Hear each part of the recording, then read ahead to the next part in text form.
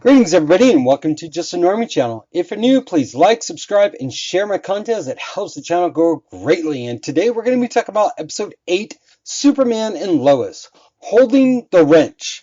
This is my review. If you have not watched this episode, please go and watch it and come back and listen to my thoughts, my reviews on this. I am really behind on this, but oh well. So we're going to dive right into it. So, all I can say is another really good episode. This episode is a Lois Lane episode, and I am starting to come around to her character. But certainly took some time to get there. She had a lot of really good moments beforehand, but she didn't shine. Now, perhaps the reason was to not somehow overshadow Superman, which I can understand, and I am rather surprised knowing who and what CW is these days, you know what I'm saying? So the episode, it opens with a therapy scene where she starts Lois to share everything she's been holding inside and how much it's been affecting her. There are two big things that cause Lois to spiral this week. The first is learning about the alternative universe version of herself that married Irons and had a daughter named Natalie. And the second is watching Jonathan nearly die in an RV booby trap before Clark swoops in to save him at the very last minute, which I really like these little moments and stuff like that. That's Superman, you know, swooping in just like right there. You know what I'm saying? So, and which this whole episode is a Lois-centric episode, which I really liked. I really appreciated. And like I said, I am really surprised that CW did this, you know? So, this all revolves around motherhood, the losing of a child, unborn child, and a protective nature that we don't get in the TV shows today. This family unit in the show is really well done.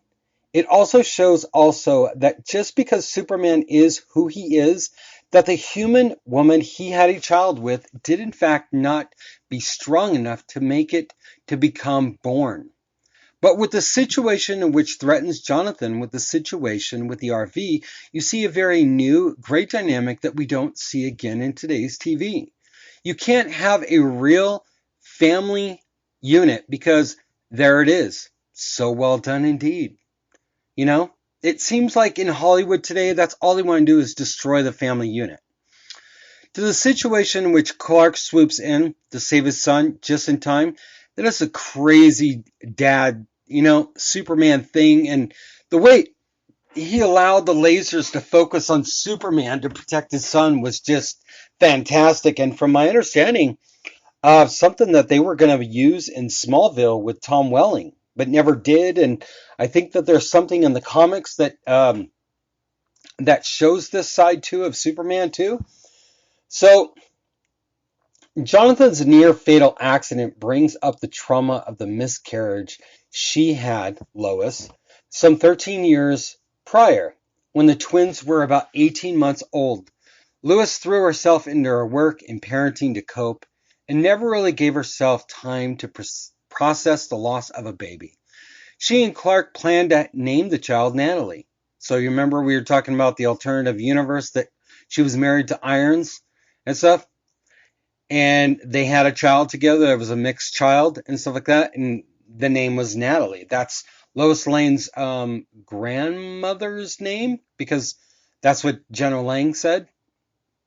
So as often happens with unprocessed grief, the pain eventually burst out as anger. Lois is still looking for someone to blame for the tragedy that was ultimately no one's fault. Everything seems to come full circle with regards to the alternative reality, to the unborn child, the loss, that of what could have been did in fact happen in another reality. It is very painstaking episode in portions. Any woman that has lost a child, it is a heavy burden, no doubt, that can and have a lasting effects.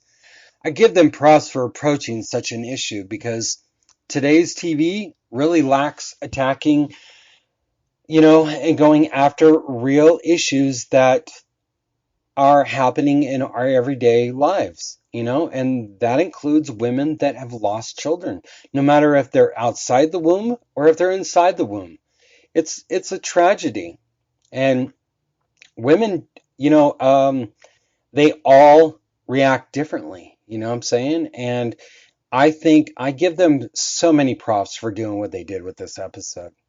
Her situation and learning of what happened and the alternative reality, it allows Lois to get through to Irons, which we had this build up of this arc within regards to Irons, which this episode seemed rushed. I felt that the character and the actor was great. I loved Irons. It's this Henry Irons. It's the situation in which he goes in terms of wanting to stab Superman, to letting go of his anger out of nowhere. They have this room 7734, which is basically things to try and kill or slow down Superman. Basically, kryptonite weapons, basically. I felt that the character and the actor was great in this situation in which he goes to terms of wanting to stab Superman, like I stated, to letting go of his anger out of nowhere, which would think that would be better protected, this room 7734, which seemed like anybody could get into it. To him thinking that these Kryptonian creations are what he left behind on his alternative reality. Indeed, someone think that, and I was thinking what he was, even knowing I knew that his character already knew that. You know what I'm saying? Or I knew that. You know what I'm saying? So anybody would think that. I hope that this is not the last that we see of Irons.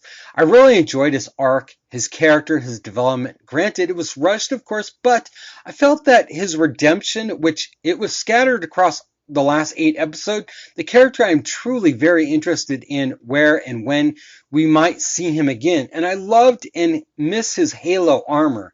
I see the intrigue with Jonathan in terms of what he sees as potential to fight alongside of his father and brother down the road.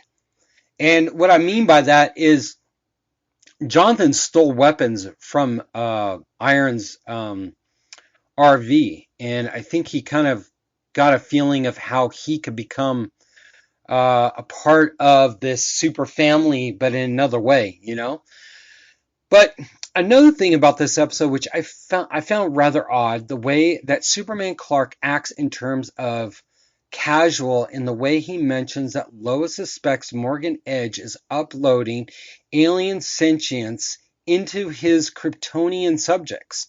Well, we will find out why Smallville is so important to that, which is pretty kind of cool too. Something to think about in this episode, the Kent twins quit football, which seems odd. I kind of like that arc, you know what I'm saying? It kind of keeps everything kind of grounded and surreal. Jonathan watching the alternative reality newscast in Iron's RV, which he focuses on arming himself, which I brought up in this review, but what would happen if Jonathan got exposed to X-Kryptonite? And we will explore that in the next review. So I'm going to wrap it up here. Let me know what you think. Being only 8 episodes, it is so solid. Tell me what you think down below. Like, subscribe, and share. Take care, everybody. Bye.